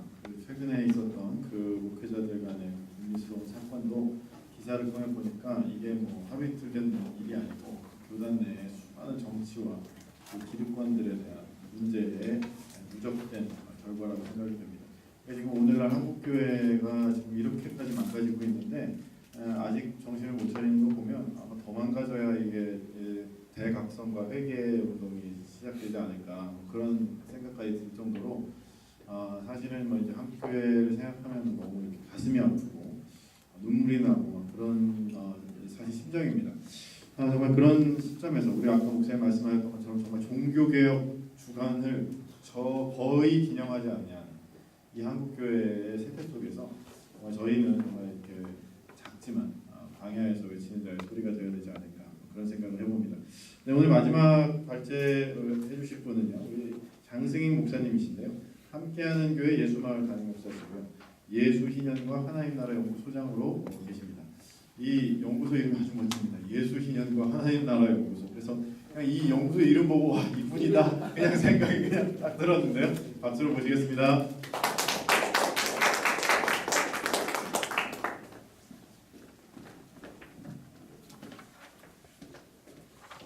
네, 한국선생님 맞은 장승입니다. 네, 말씀하신 대로 예수 신영과 하나님 나라 연구소라는 장관 연구소를 제가 최근에 열게 되었습니다. 물론 오래된 저의 소망의 결실인데요. 예수 신영과 하나님의 나라는 저의 목회 철학입니다. 제가 21년 동안 독일에서 살면서 꿈꿔왔던 그 목회 철학을 좀 연구소를 통해서 조그맣게 좀 실천했으면 좋겠다는 바람을 갖고 한국에 교육했었는데요. 제가 지금 섬기고 있는 예수마을에 지금 온 지 한 4년 됐는데요. 한 초창기부터 이 연구소를 본격적으로 좀 세워야겠다라는 마음속의 바람을 갖고 있었는데 계속 고민을 했어요. 이거 꼭 내가 해야 되나? 좋은 연구소도 많이 있는데 꼭 내가 이 연구소를 만들어야 되나 그런 고민과 갈등이 참 많이 있었습니다. 그러다가 결국은 올해 한 5월 달쯤부터 본격적으로 연구소 작업을 기도하는 가운데 하게 되었고 지난 10월 5일 날 개소식을 가졌습니다. 그들이 박창수 목사님도 오셔서 말씀도 해주시고 격려도 해주시고 축하를 해주셨습니다. 예수 신영과 하나님 나라가 제 목회 철학이기 때문에 신영과 관련된 모임이 있다면 가능한 한 시간이 되면 찾아가려고 노력을 좀 하고 있습니다. 사실 이 자리도 지금 희년 평화 출범의 자리인데 너무 귀한 자리죠. 먼저 우리 소장이 가셨지만 희년 평화 출범을 축하하고 또 저도 기뻐합니다. 이 희년 평화가 이 한국 사회 속에서 정말 하나님의 영광을 드러내는 그런 귀한 사역을 감당하는 귀한 연구소가 되었으면 참 좋겠습니다. 오늘 제가 생각해 볼 주제는 여러분 자료집 보시면 복종이라고 되어 있는데 제 생각은 이것입니다. 우리가 이 희년을 이 땅에 선포하고 예수께서 이 땅에 가지고 오신 그 희년을 하나님의 나라를 온전하게 세우기 위해서는 하나님의 말씀에 대한 전적인 복종이 있어야 되지 않겠는가. 앞에서 발제하신 신목사님 말씀에 하면 그것도 열매로 연결되죠. 저는 하나님의 말씀에 대한 진정한 복종, 우리가 하나님의 말씀을 제대로 듣고 복종해야만 우리가 진정한 하나님의 자녀로 이 땅을 살아가는 거 아니겠는가, 그런 생각을 해보았습니다. 그래서 우리가 수없이 많은 하나님 말씀을 우리가 읽고 설교하고 또 들어왔습니다. 하지만은 중요한 것은 그 말씀에 대해서 우리가 전적으로 순종하며 복종하면서 우리의 삶 속에서 살아내야 되지 않겠나, 그렇게 생각을 좀 해봅니다. 그래서 말씀에 대한 제대로 읽는 것, 전 내용에서 보면 말씀 우리가 제대로 읽어야겠다. 말씀을 제대로 읽는다는 건 무슨 말하는 건가? 말씀을 우리가 깨우치면서 그리고 그 말씀대로 우리의 구체적인 현장 속에서 살아내야 되는 것을 의미한다는 것을 말씀을 드렸습니다. 그래서 말씀을 치우치지 않고 편식하지 않으면서 제대로 읽는 것의 중요성을 제가 이 짧은 언거에서 말씀을 드렸습니다. 종교개혁이 무엇인가? 종교개혁은 이 말씀의 재발견, 복음의 재발견입니다. 종교개혁이 일어나기 전에 여러분 아신 것처럼 일반 대중 서민들은 성경을 읽지 못했습니다. 라틴어로 되어 있기 때문에 그렇죠. 그런데 위클리프가 영어로 성경을 번역을 했습니다. 또 1300년 말에 체코의 얀 후스가 체코어로 일반 대중이 성경을 편하게 읽을 수 있도록 얀 후스가 체코어로 성경을 번역했습니다. 루터가 또 독일어로 중세 독일어로 성경을 번역했습니다. 영국에서, 체코에서, 독일에서 이렇게 일반 대중 서민들이 하나님의 말씀을 직접 읽기 시작했습니다. 읽으면서 사제들의 설교한 그 내용이 다가 아니고 잘못되었구나. 우리를 구원하고 우리를 자유케 하는 것은 로마 교황의 말이 아니라 또 우리의 선행도 아니라 하나님의 말씀이라는 것. 복음, 하나님 말씀을 재발견하게 된 것이죠. 그래서 저는 오늘 이 발제에서 여러분에게 결론적으로 말씀드리고 싶은 것은 뭐냐면 희년이라는 관점을 가지고 희년이라는 렌즈로 우리가 신구약 성경을 다시 한번 읽어보자고 여러분께 제안을 해드리고 싶은 것입니다. 우리가 설교하면서 여기 많은 분들이 목회자가 계신데 우리가 치우치게 성경을 읽을 수 있고 성경을 가르칠 수 있고 성경을 설교할 수 있어요. 감사하게도 제가 섬기는 예수마을교회는 제가 구약의 예언자에 관해서 담대하게 설교해도 사실 거부감이 없어요. 근데 저는 너무 감사하게 편하게 아모스도 그냥 강의하고 미가도 담대하게 설교하고 이사야도 설교하고 호세아도 담대하게 설교하고 그 메시지 그대로 그러니까 예언서를 주로 많이 설교를 합니다. 예언서를 담대하게 설교하고 그 메시지를 전하고 그리고 교회에서 신년 실천주의를 지키고 종교개혁 기념주의를 지키고 그리고 아주 분명하게 저의 철학을 이야기하죠. 제가 처음에 예수마을에 부임했을 때도 여러분 가운데 집 2채가 있으신 분들은 집 1채를 팔아가고 가난한 사람들에게 나눠주십시오. 제가 그런 얘기들을 막 하죠. 말씀에 근거해서 얘기하면은 나중에 끝나고 우리 몇몇 성도들은 저한테 와서 이런 얘기를 합니다. 목사님 지금 오신 지 얼마 안 되셔서 잘 모르시겠지만은 저희 교회는 집 2채 가신 분 아무도 없습니다. 그런 말씀을 또 하더라고요. 그런데 기본적으로 저는 우리가 이 하나님의 말씀을 창세기부터 요한계시록까지 치우치지 않고 하나님의 말씀대로 말씀을 읽는 것이 매우 중요하다고 생각을 하고 있는 것입니다.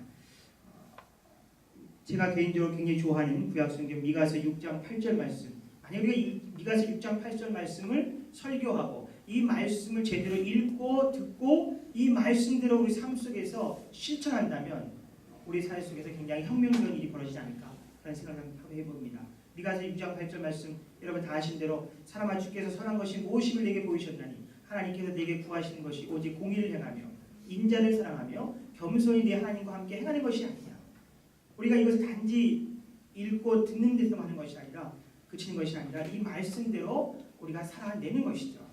공의를 행하고 공평과 정의를 행하고 하나님을 사랑하고 하나님과의 바른 관계 속에서 또 이웃과의 바른 관계 속에서 우리가 복음을 전하고 진정으로 이웃을 사랑하고 그리고 겸손하게 하나님과 함께 행하는 그러한 삶을 우리가 살아내야 되는 거 아니겠는가 그런 생각을 해보는 것입니다. 그래서 진정한 개혁, 우리가 진정한 개혁은 말씀을 제대로 듣고 그리고 이 하나님의 말씀에 전적으로 순종하는 데서부터 저는 개혁이 일어난다고 생각합니다. 제가 그 원고에도 적어놨지만은 오늘 우리 시대에 정말 이 희년이 정말 제2의 종교 개혁에 저는 하더라고 생각합니다. 그래서 희년의 관점에서 성경을 하나씩 차근차근히 구약 신약 전체를 읽어가는 노력을 우리가 하고 또 목회자들은 그렇게 희년을 설교한다면 한국 교회가 조금씩 변화되고 바뀌어지지 않겠나 그런 생각을 해봅니다. 아모스 8장 11절 말씀 보시면은 물이 없어 가람이 아니고 먹을 양식이 없어 주림이 아니라 하나님의 말씀을 듣지 못한 기갈이라. 분명히 제사장들이 말씀을 선포하고 전하지만 하나님의 말씀을 제대로 듣지 못했기 때문에 우리 안에 영적인 갈증과 기갈이 있는 것 아니겠습니까? 그래서 저는 예수마을 제가 섬기는 예수마을에 와서 할 수만 있다면 저의 목회 철학대로 예수 신령과 하나님의 나라라는 이 관점에서 신구약 성경 전체를 읽어가고 그리고 늘 그것을 강조하면서 또 가르치고 설교하는 그런 목회를 지금 하고 있습니다. 특별히 어느 누구보다도 저는 이제 가난한 자에 대한 관심이 참 많이 있습니다. 그 설교를 너무 가난한 자라는 관점에서 성경을 읽어가고 또 설교를 하다 보니까 제 아내가 저에게 다 잔혹 푸시를 합니다.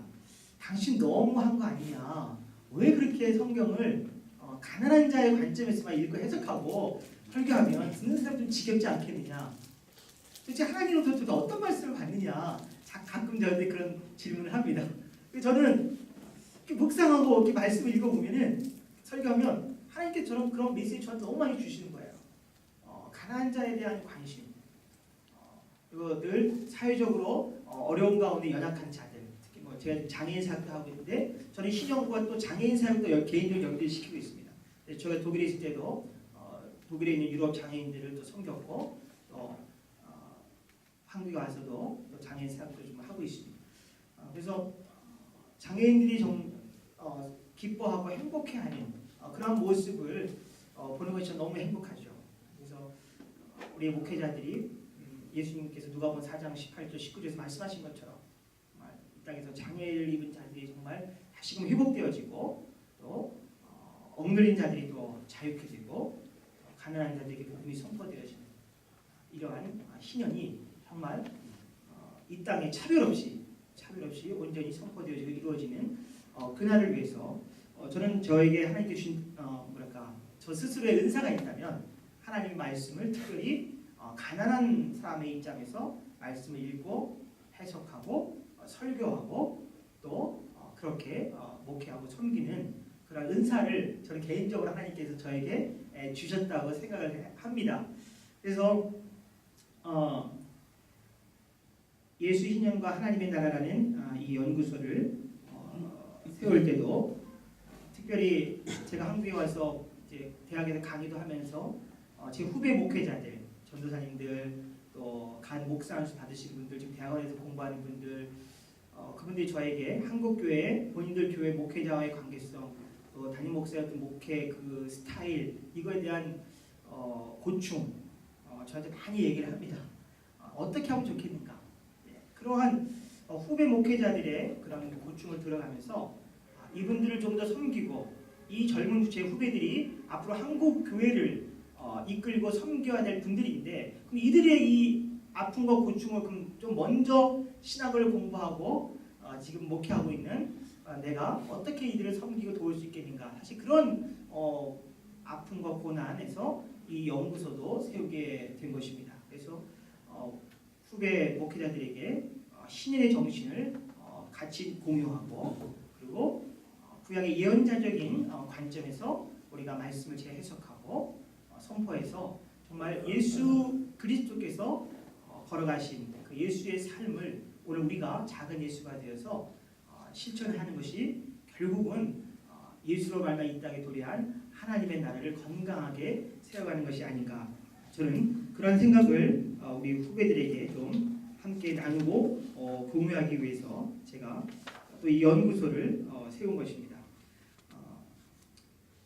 특별히 이 발제를 준비하면서 많은 말씀이 있지만은 여러분 구약 율법에 대한 복종이라는 것이 다른 게 아니라 특별히 이제 헬라어 신약 성경에서 복종으로 번역한 몇 개의 헬라어 단어 중에 예를 들면 휘포타소라든가 휘파쿠어 이런 단어가 있습니다. 휘포타소는 어디 아래에 놓다, 그리고 휘파쿠어는 누구 밑에서 듣다 그런 뜻입니다. 다 복종과 순종과 관련된 것이죠. 저는 뭐냐면 우리가 하나님의 이 생명의 말씀 아래에서 듣는 것입니다. 나의 주장이 말씀보다 앞서거나 말씀 위에 있는 것이 아니라 하나님의 말씀 밑에서 내가 말씀을 듣고 나의 실존, 나의 존재를 그 말씀 아래에다 갖다 놓자. 그래서 말씀이 항상 나를 지배하고 다스리도록 그렇게 허락하자. 그런 의미에서 제가 이 복종이라는 주제를 잡은 것입니다. 그래서 성경에서 말하는 일반적인 그 신년에 관한 메시지, 그 메시지를 굳게 붙잡고 그 아래에서 내가 신년이 나를 지배하는 그러한 설교, 신년이 나를 오늘도 사로잡는 그런 나의 삶, 그런 삶을 살아갔으면 좋겠다는 바람이 있는 것이죠. 그래서 우리가 흔히 잘 아는 여기 구약의 말씀 보면 레위기 25장 23절 토지를 영구히 팔지 말 것은 토지는 다 내 것이다. 저는 이제 집도 없고 땅도 없어요. 그래서 어떻게 보면 더 담대하게 편하게 말씀드릴 수 있겠지만은 사람들이 얘기합니다. 여러분이 지금 토지를 갖고 있지만 그거 당신 토지가 아닙니다. 제가 아주 독일에서부터 제가 노골적으로 얘기를 합니다. 당신이 집을 갖고 있지만 그 집도 당신 집이 아닙니다. 하나님의 나라를 위해서, 하나님의 영광을 위해서, 가난한 사람들을 위해서 할 수만 있으면 사용하십시오. 지금도 마찬가지입니다. 분명합니다. 토지는 다 하나님의 것이에요. 제가 자주 생각합니다. 언제부터 이 땅이 하나님이 창조하신 이 세계가 인간 것이 되었습니까? 가만히 한번 생각해 보세요. 어떻게 이 땅이 인간의 소유가 될 수 있게? 이건 말이 안 되는 것입니다. 저는 아무리 생각해도 땅이 인간이 소유할 수 있다면 이건 정말 말도 안 되는 소리라고 저는 생각합니다. 그래서 만약에 지금 우리가 땅을 갖고 있다면 그 땅을 정말 공동의 소유로 생각하고 우리가 땅에서 얻는 모든 이윤이라든가 그런 가치를 함께 공유할 수 있는 생각을 우리 교회에서 만약 우리 그리스도인들이 더 많이 공유하고 나눌 수 있다면 그를 통해서 우리 안에 희연이 좀 더 가깝게 이루어지지 않겠나 그런 생각을 해보는 것이죠. 그 다음에 이제 신명기 15장 13절 14절 말씀 보면 종을 놓아 자유하게 할 때는 빈손으로 가게 하지 말고 내 양무리 중에서와 타장에서와 포도주 틀에서 그에게 후히 줄지니 곧 내 하나님 여호와께서 내게 복을 주신 대로 그에게 줄지니라. 우리가 하나님의 자녀로서 이 세상을 살아가는 것, 그리스도인으로 살아가는 것보다 더한 축복이 어디 있습니까? 사실 우리 모두는 다시 감히 말로 할 수 없는 엄청난 복을 하나님으로부터 받은 자예요. 저는 개인적으로 그렇게 고백합니다. 제가 그리스도인이 됐다는 것, 이것보다 더한 축복이 도대체 어디 있을까? 내가 만약 예수를 믿는 그리스도인이 아니었다면 정말 이것보다 더한 슬픔이 어디 있을까? 저는 그런 생각을 해봅니다. 내가 예수를 믿는 그리스도인이 되었기에 이 놀라운 하나님의 말씀을 내가 정말 가슴에 품고 전하고 살아갈 수 있고 읽고 묵상하면서 살아갈 수 있는 것, 이것보다 더한 특권이 어디 있을까? 그런 생각을 해봅니다. 하나님께서 우리에게 복을 주셨습니다. 주신 대로 그에게 후히 주라고 말씀하고 있습니다. 후히 주어야 됩니다.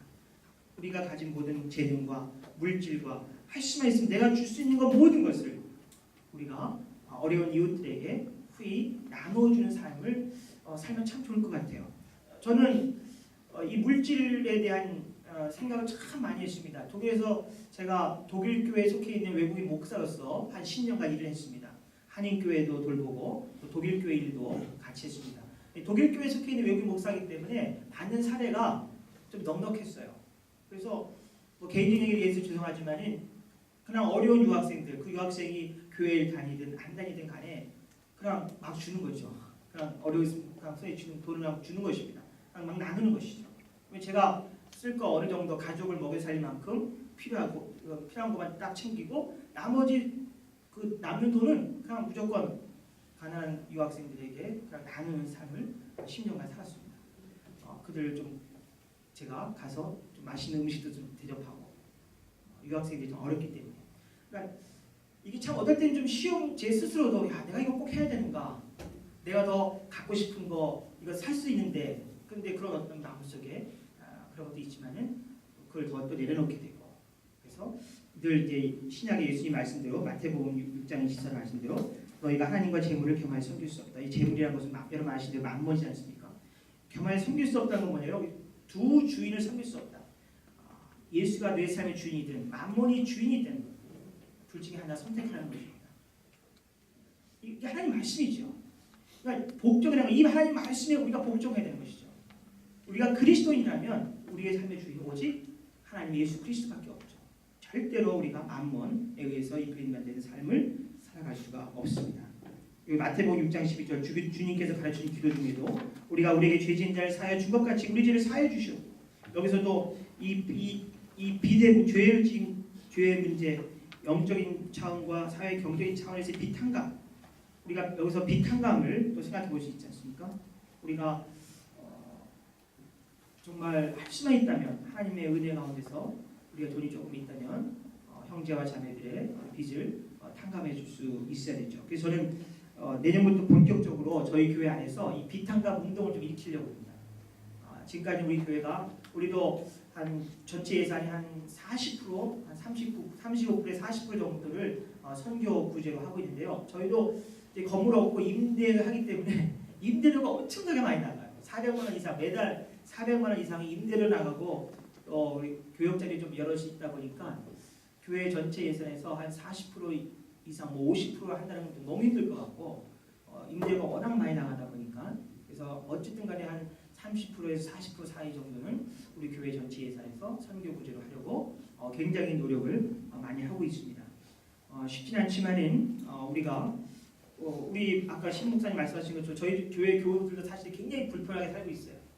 저도 마찬가지고 우리 교우들도 불편하지만 그걸 감수하면서 그렇게 살아가고 있는데 정말 귀한 말씀인 것 같아요. 우리가 불편을 감수하면서 하나님의 나라를 건강하게 세우는 일에 우리가 좀 최선을 다하면 좋지 않겠나 그런 생각을 해봅니다. 그래서 결론적으로 아까도 말씀드린 것처럼 희년의 관점에서 우리가 성경을 다시 한번 쭉 읽어가면서 하나님 말씀에 복종하는 나 자신을 쳐서 복종시키는 그런 삶을 살아갈 때만이 우리가 세상에 희망이 있고 그것이 진정으로 예수 그리스도로 옷 입는 하나님의 자녀된 이 땅의 교회가 걸어가야 될 길이 아닌가 저는 그렇게 생각을 해봅니다. 제가 거기 발제 원고의 마지막에 크레이빌 교수가 쓴 그 하나님 나라에서 인용한 150쪽에서 152쪽 인용한 글을 읽고 마치겠습니다. 예수의 신학적 비전은 사회적인 결과를 낳는다. 희년은 하나님께서 왕이 되신다고 선포한다. 또 하나님의 계명은 옛 권세에 사로잡힌 이들을 해방하며 옛 나라의 메인 이들을 풀어주고 영적 굴레와 사회적 굴레에 묶였던 이들에게 자유를 선사한다. 이처럼 풍성한 은혜가 바로 희년이다. 희년은 주의 은혜의 해이며 자유의 날이며 구원의 날이다. 이러한 희년을 말과 행동을 통해 실천하고 구현한 분이 나사렛 예수다. 네, 마치겠습니다. 감사합니다. 네, 감사합니다. 네, 그 한국교회가 희망이 없다고 하지만 이렇게 오늘 발제하신 목사님들과 같이 또 목사님들 신모하시는 교회에는 희년 정신이 이렇게 살아서 숨쉬고 있습니다. 이런 교회에 추천을 해야 되지 않을까 그런 생각을 하는데 마침 또 지역적으로도 서대문, 관악, 고양 흩어져 계시기 때문에 가까운 지역으로 계시는 분들은 이제 이런 교회를 소개시켜 주셔야 이 성도들이 이렇게 시험에 빠지지 않고 바른 교훈의 말씀에 있지 않을까 생각합니다. 네, 오늘 특별 공연 순서 하나 더 있는데요. 제가 정말 죄송한데 여기다가 제가 그 이름을 제가 이렇게 놓지 못했습니다. 저희 그 신년평화 멤버시고요. 그 서울대학교 음악대학에서 그 클래식 기타로 1번 입학하신 분이 목사님이십니다. 우리 한지훈 목사님이신데요. 사실 아무 때나 들을 수 없는 목사님이신데 이제 우리 클래식 기타 전공을 원래 하셨어요. 그래서 오늘 저희가 참 어려운 시간인데 저희가 특별히 연주를 한 곡 부탁드렸습니다. 그래서 오늘 이 연주곡을 들으시면서 정말 우리 저희 오늘 이렇게 희년에 대한 말씀 이렇게 묵상하는 시간을 좀 가졌으면 좋겠습니다. 하나님께서 이 종교개혁의 정신이 이 땅에 살아 숨쉴 수 있도록 하는 시간이었습니다. 목사님 박수로 모시겠습니다.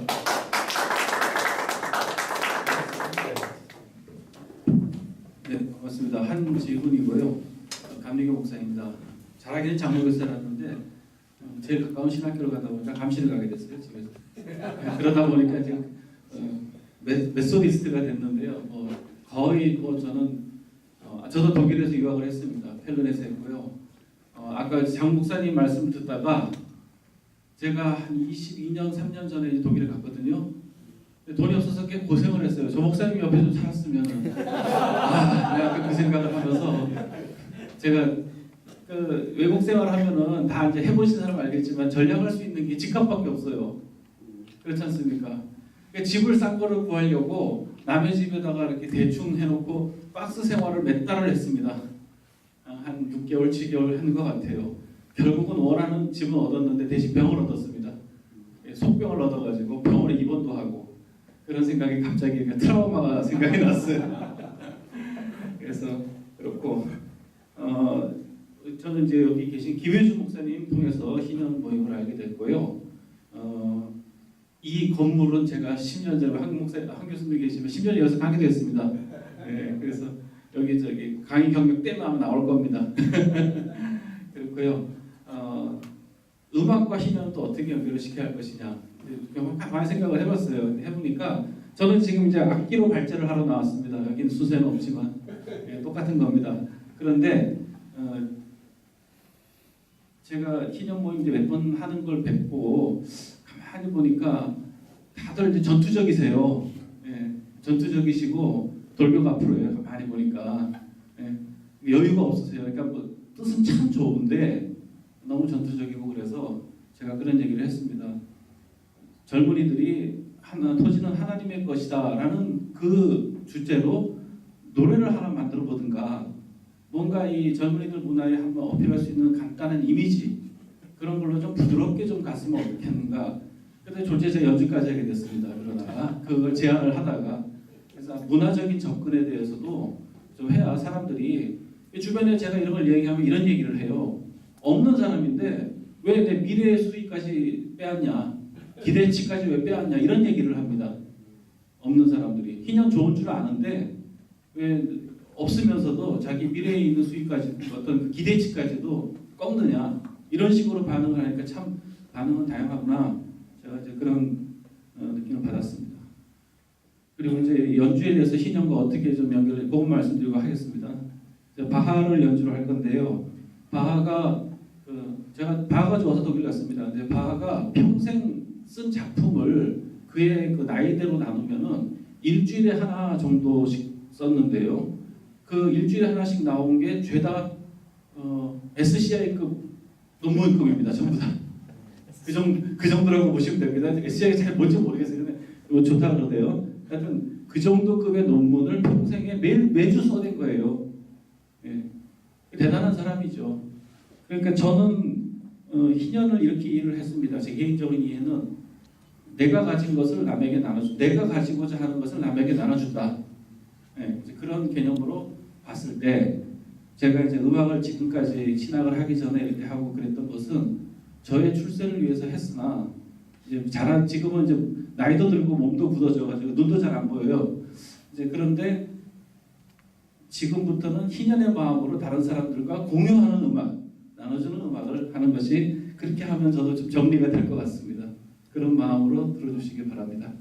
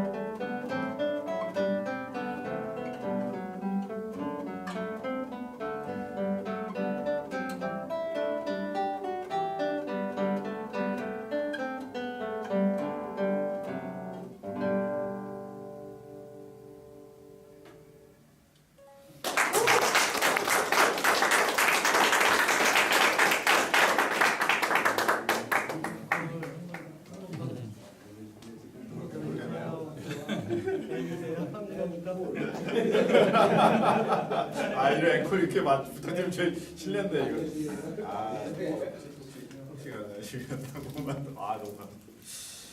지금 연주드린 거는 바하 칸타타 147번의 예수 인류의 기쁨 대신이라는 그 많이 들으셔서 아실 겁니다. 칸타타 중에 하나고요. 그래서 뭐 앵콜이 나올까봐 준비를 했는데 연습 별로 못해. 지금 추워요 제가 지금. 그래서 몸이 굳어가지고 지금 해보겠습니다. 일단 또 저기 이게 찬양 모드로 가야 될 것 같아서 사랑하는 나의 아버지 하겠습니다.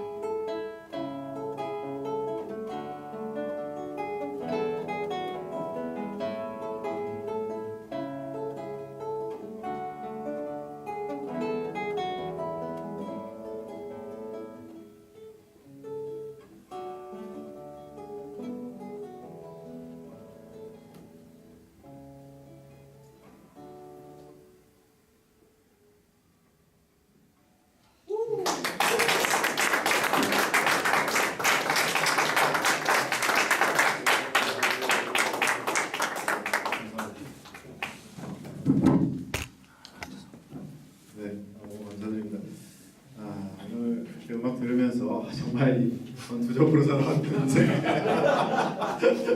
정말 하나님의 평화가 임하는 것 같습니다. 네, 정말 저희들이 오늘 이 음악을 들으면서 정말 그 하나님의 나라가 우리 벤처대학원에 이만한 이 공간에 하나님의 나라가 이만한 것을 느낄 수 있었던 시간입니다.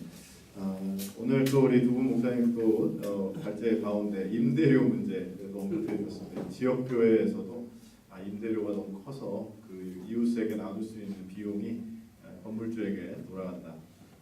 그렇기 때문에 또 우리가 신년 운동은 우리 교회를 위한 운동이고 정말 사회를 위한 운동이고 그렇다는 것을 다시 한번 좀 생각하게 됩니다.